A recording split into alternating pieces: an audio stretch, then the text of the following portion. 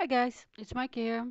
Today I wanted to show you a technique I saw for the first time this week on a Facebook group called Distress Ink Techniques, and it uses embossing folders and wax paper. So I tried it and I kind of liked it. So I asked if I could share this technique with you on Facebook, and they said yes. So here it is. Ha. This is the card I made earlier this week. And I embossed it with silver snowflakes, but underneath there is these little white snowflakes, and that's the impression the wax paper leaves behind after you emboss it. Here you can see it better, and actually you can't see it. You need an iron. I set it to the highest mine goes as linen and cotton, and well, that's the extent of my embossing folder collection. So I thought I'd try this little hard. And this one, the snowflakes, I like it very much. The other ones, not so much. So I have a Papermania wax paper. In Holland, it's very hard to get wax paper, so I'm sure there are other wax papers available. This is the only one I could get my hands on. And I cut it to card size, and then in half again. So for that little heart folder. And excuse my little ironing pad, it's very hairy and stained, and yeah, I only use it once in a while, but I put it upright in between my paper pads. But sometimes I forget, and my cats they kind of like it because it's soft and warm.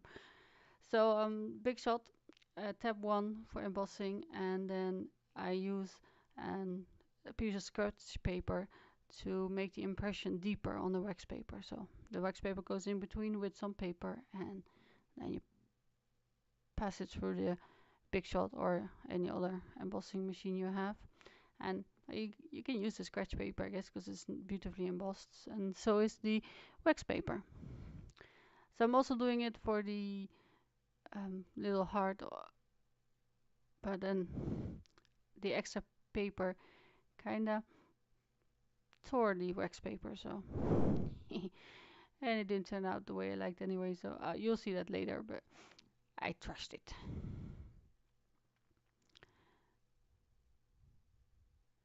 It was a nice experiment, but yeah, it didn't work. This one is nice. Ha, I'll use that. Sorry.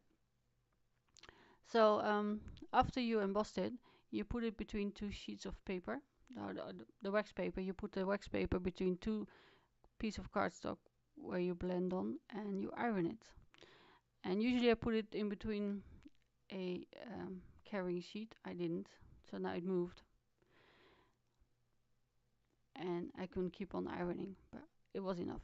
And yeah, sorry, you can't see it at all on the paper. There's a little bit of shine where the the wax has transferred. It's kind of magic. And these are the three colors I used: Wilted Violet, Blueprint Sketch, and Mermaid Lagoon. And I thought about using Shaded Lilac, but I didn't. So once you start putting on the distress ink, the design that you embossed comes through. And I had a boo-boo on my finger, you can see, but I covered it up.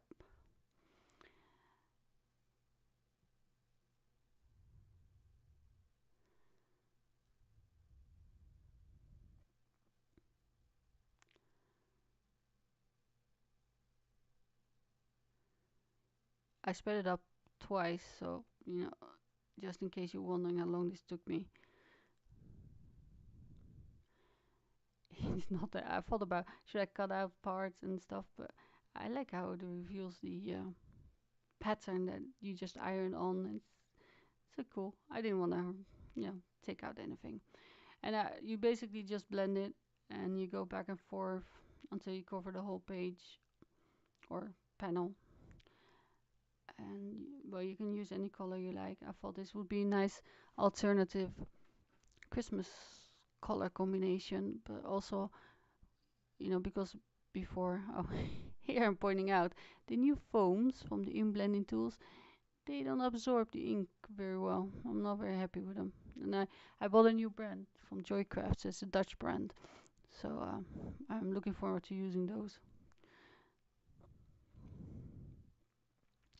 I haven't switched them out yet. Just once they, you know. See how cute is that? All this, and you can use the whole panel to cover the whole card base, of course. But I thought, you know, I'll to get two out of it, even better. And on the card I made earlier, I used really cheap stamp set from Action. It's, they were 69 euro cents, believe it or not. And I use silver. Today I'm using Paper Mania Gold. And these are them. There are few available, but I only bought these two because I like those. And I'm gonna use the stag now. There is something weird. I think it is the wax that transfers onto the panel, that sometimes the embossing ink or embossing powder doesn't stick. And you will see, I will show it to you, that the stag didn't come out perfect. But I don't care, because, it's distressed look anyway. And I don't think anyone will look at the card and go, yes, his chin is missing.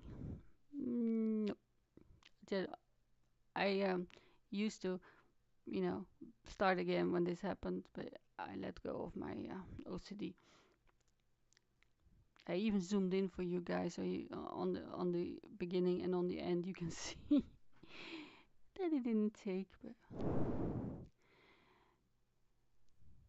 because there's so much going on in the background, you don't really notice it. I know because I know the image, but no one else knows. So yeah, I even thought about adding the bow that's in the stem set to his head or to his neck. But so I even left in the embossing because I like it when it changes. It's also magic. This video is full of magic, people. Ha! How about that? So now this is how it turned out, and you can see his little chin. It's missing, and this is the spot on the card where no embossing powder would take at all. And I tried it a few times, and I think that's to do with the technique. And if you don't emboss over it, and you just leave it, plain, then it doesn't really matter. It's a little hard, and I'm gonna iron it as well.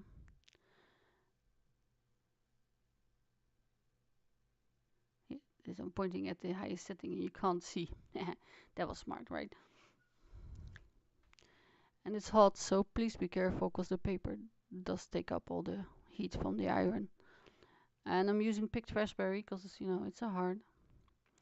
And I didn't know this because this technique is new to me, but it makes sense that the whole sheet of wax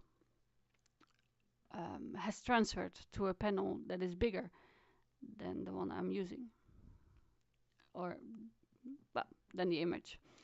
And you can see the edges of the wax paper, and that really bummed me out. So I thought, man, that's not what I want. So I trashed it. But in hindsight, maybe if I had cut it up and neatened up the edges, well. So on this one I used the Casual Fridays Merry Christmas. But for this card, I thought I used the banner from Hero Arts Deer 3x4. It's an older set, but I just got it. And I'm also embossing it with the same gold, so it repeats.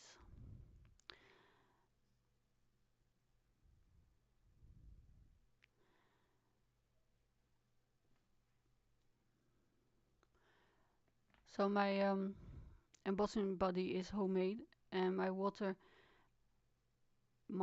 ink is Versamark, but it just doesn't say so on the lid because I refilled it after it went empty. But it was a cheaper version, and it doesn't really matter because now there's Versamark in it.